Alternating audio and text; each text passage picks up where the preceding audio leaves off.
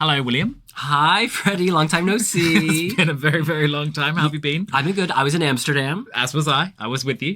You were indeed holding that camera. I was at the London Eurovision party. It's good to be remembered, isn't it? No, you did a great job. You did an incredible job.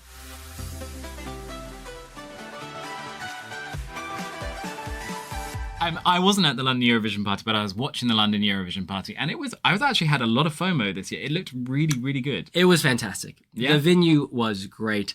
And you actually have a question. I don't know if it's related to that or something else. Yes, I want to play you something, and you've got to tell me if you recognise it, what it might be, and it's this. Well, that is very clearly the opening riff of Miriana Conte's Serving, not Kant, her Eurovision 2025 song for Malta. Yes, she may not be serving Kant, but she's still serving anyway. It is Kant. Kant, sorry. And no, you are absolutely correct. You're absolutely on the money. But actually, it's also referred to as the Arabian riff. This is a musicology term that I've learned from Professor Joe Bennett. I'm a forensic musicologist, and I'm also a professor at Berklee College of Music in Boston, USA.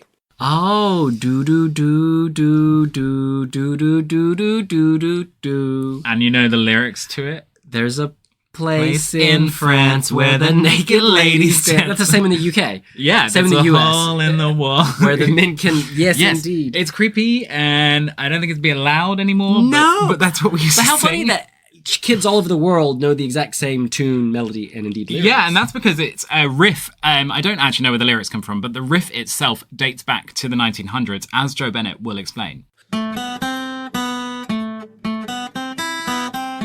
It's one of those tunes that you've kind of heard it. Da, da, da, da, da, da, da, da, da, da, da, da. It dates back to at least the 19th century. So that little fragment of melody appears in lots of songs, from rock to rap to pop. And I was really quite charmed to hear the Arabian riff pop up in the middle of Serving. It's right before the chorus beat drop, so it's toward the end of the pre-chorus. And here's the section. Why should we let other people decide when we could be having the time of our lives? Let down your walls, come and dance to my vibe. I do it all the time, yeah, I do it all the time. Serving. Do you get it there? I do it all the time. Da, da, da, da, da, da, da. It's a riff so popular that it's been used by the likes of Kesha in the song Take It Off, Ava Max, My Oh My, the song Genghis Khan from Mike Snow. That's a band comprised of the producers of Britney Spears' Toxic, Bloodshy and Avant, and then Andrew Wyatt is also a big music producer in the US. The K-pop band Orange Caramel with their song Lipstick. Sounds delicious. Well, yeah. And I know you're a big fan of the Ying Yang Twins. Oh, I love them. Yeah, Double trouble. Gangster rap song with Naggin. Musicians have been doing this for a very long time. For more than 100 years, it's referred to by musicologists as exoticism. So the idea is you use a scale that sounds a little bit, let's use that term, exotic. It sounds like it comes from elsewhere. On a music theory level, scales that contain unfamiliar intervals or unfamiliar intervallic jumps, that's a jump between notes, can often sound somehow alien to ears that are very familiar with tropes of Anglo-American pop. So specifically, I think there's a little bit of double harmonic major in this song, in Serving. So the scale, here's a major scale of E. The double harmonic major scale would be.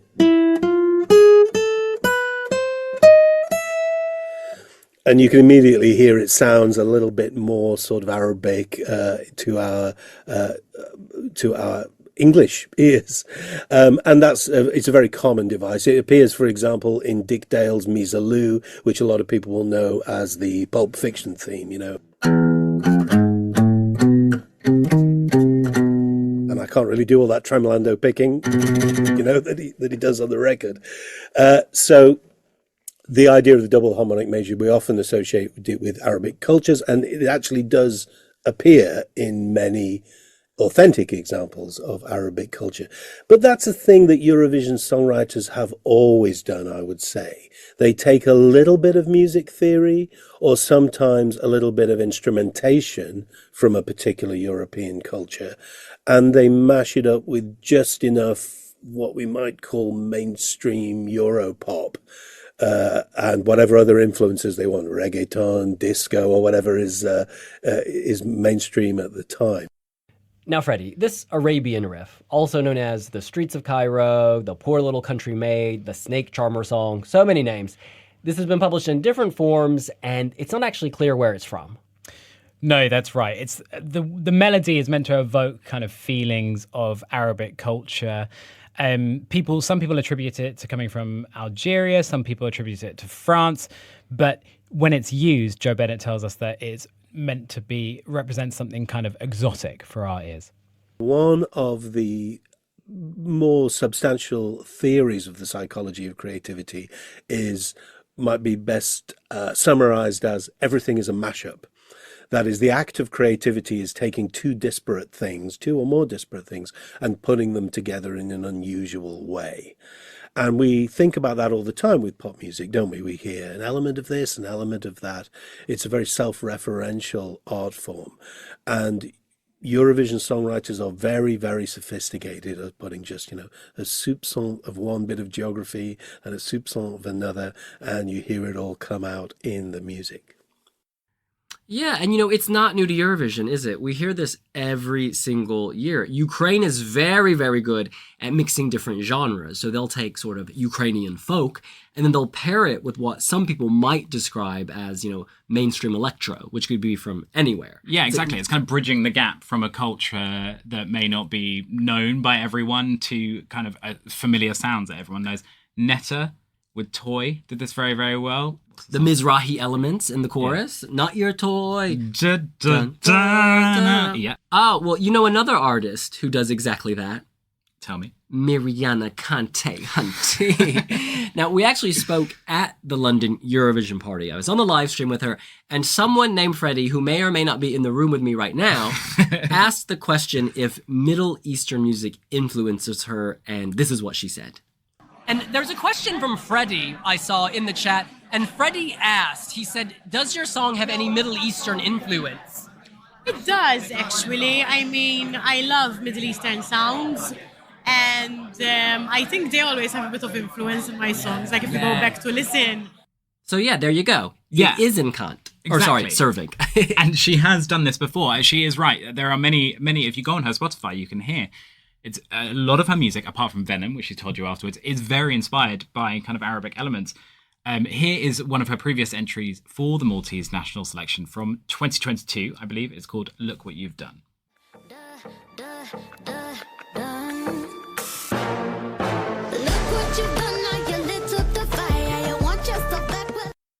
Yeah, you definitely hear her mixing it up. I gotta be honest, I'm glad she lost previously, and so is she. Because this year, she's a firm fan favorite, she's had a wave of media hype, top with the bookies at various points. Had she won in a previous year, she would not have been those things, because those songs were not as strong or interesting as her entry this year. No, and I do think that song we just heard is a brilliant song. I really, really enjoy it. But I think you're right. We wouldn't have got this exciting tour that we've seen her bring this song, mash it up with other elements. I mean, actually, we're talking about mashing up elements. She performed it with Wannabe by the Spice Girls at the London Eurovision party. Oh, yeah. She merged Yus Klein in Amsterdam. And she gave out animal print thongs in London. Yeah. It's wild. It's wild. And I want to address the censorship controversy, controversy, if you will. The EBU said, no, you can't. You cannot use that word at Eurovision. And of course, at the national selection, everything was built around that word, right? That was the payoff, if you will. That was the moment. So a lot of people thought she would sort of fade into obscurity after having that word removed. But if we've seen anything, it's that the people are still on her side. At the pre-parties, they shout the word for her. She's been all over the news, including here in the UK on the BBC. In a weird way, I feel like it was a blessing she had this controversy. Yeah, it's very clever. I mean, what we've learned at the pre-parties, people are waiting to see her, and because they know about the history and the context of what's happened at the past few months. What Joe Bennett says, actually, is very interesting. He says that the way the song has been crafted is sort of is inviting the audience to fill in the gaps, if you were. Well, the censored word appears on the downbeat. So if you've got 4/4, and nearly all pop songs are in 4/4, so 1, 2, 3, serving. So, and that last click would be the 1. 1, 2, 3, serving 1. So there's almost an invitation in the music, built into the music theory in the beat, that on that beat drop, I would expect people in the auditorium are going to want to sing the original version on that downbeat, especially as they rather brutally snipped it out in the mix edit. It's serving, and then there's this silence that appears there on beat 1 of bar 1 of the 8-bar chorus. Well, Freddy, Malta is competing in the second semifinal. They're performing 9th. What's curious to me about semifinal 2 is that you have Gojo talking about his cream and spreading his milk opening the show. You do. Then 8 places later, you've got Malta not serving Kant. And then 7 places later, you have Finland Erika Vikman singing Ish Koma. Yeah. It's very clear that producers are trying to spread out the adult entries. Do you think? Is that what they're doing? It's literally first, middle, and last. Yeah. I mean, I think they obviously also, you can see a kind of acceleration of I don't know, taboo-ness of the songs as they come along. I mean, Ishkoma, I think, is more sexualized in itself than... Yeah, it's more sexualized and less tongue-in-cheek, because I feel like Miriana's entire performance is tongue-in-cheek. Like, the big balls, the bouncing of the balls, that's meant to be playful and a joke. It's not aggressive sexuality. Whereas Ishkoma, a large microphone symbolizing a penis, it's shooting off and she's standing on it. That's a little suggestive. But I think it is brilliant. Actually, what I've learned in the past few months coming up to the semi-finals is actually, the song is actually bigger than the gimmick. And I wouldn't have said that 2 months ago. Before the revamp came out and they took away that word, I actually thought, I don't think the song can survive them taking out that specific word. You told me. I remember it well. Yeah. I was in Malta. You brought up this question. Well, that's the thing. It seemed like it was all built around the word, but actually, just watching the reactions from people and seeing her sing the hell out of it live, it's made me feel very different. Honestly, I remain committed that this was the best choice for Malta. I loved the second place song, Heaven Sent, Christy Spiteri. Yeah. I loved that song. It was really good. It does get stuck in your head. But I think Kant, in addition to being a strong song, has all of this backstory behind it. And that is not something that everyone is gifted with. It seemed like a curse at the time. Diva down? No. Diva not down. Diva up and slaying, giving us dragtastic everything. There's a very RuPaul's Drag Race tongue-in-cheek humor to every aspect of this PR campaign. And I think that's one reason it's getting so much fuel. Yes, it's incredible music. There are lots of great songs. Well, not this year. There are a number of good songs, but this has that added benefit of controversy. Yeah, and I just like something that doesn't take itself too seriously.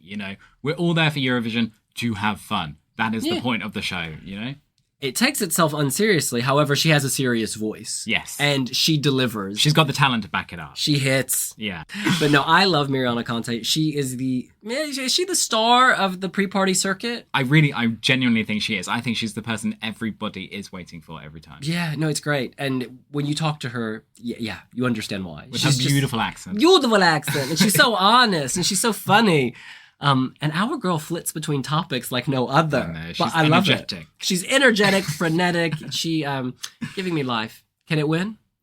I think it can. As always, it all depends on staging. Yeah, this year is one of those years where I like that there's not a clear winner. While I do think Sweden can win, absolutely, I think the bookies perhaps have defaulted to history. They've said, okay, it's a tight year. We don't know who's going to win. So based on historical voting patterns, we see Sweden always does well. So let's put them at the top. They deserve to be near the top. Absolutely. But I don't think it's a guaranteed win. It's not as set in stone as the bookies may have it, is what you're saying. Oh, yeah. I think that from the top 10, maybe from outside of the top 10, someone wins, If I had to put my money on it right now, I don't know. I'd say Finland. That's interesting. I do think there is an element of, there's a lot of songs that clearly are going to do very well with juries. Yeah. And I don't know if that's normal, but I feel like more than ever this year, that is the thing. So I feel like a televote winner could really come through. Like a Malta. Like a Malta. That would be great. My heart is definitely Malta this year. Yeah. I would love. Your heart is in Valletta. It is, babe. It is. It's just their team has worked hard. You know, they've got the virality, which they haven't really had in a while. Even with Destiny, Destiny was great, and the odds were there. But I don't think that even had the virality of this. This has so much virality. Yeah. Well, look, She's fingers getting crossed. attention. She is getting attention. She's keeping our attention, and she deserves the attention. She is Miriana Conte from Malta, and I would love to see her win Eurovision. Yeah, and we'd love to hear what you think. Do you want Malta to win the Eurovision Song Contest 2025? Did you love Joe Bennett's commentary? Let us know here on Wee Wee Blogs. Make sure you hit that subscribe button somewhere below this, and we'll see you in Basel. Yeah, see you later. Bye.